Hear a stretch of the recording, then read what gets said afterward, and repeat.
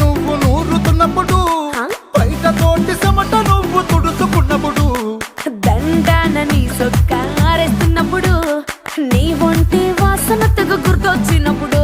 రెండు చేతులెత్తి జుట్టు ముడిసినప్పుడు, జండు కత్తుకొని పడుకున్నప్పుడు, అలసిపోయి నువ్వు ఆవలించినప్పుడు, వచ్చుండై ఫీలింగ్స్ వచ్చి వచ్చి చంపేస్తు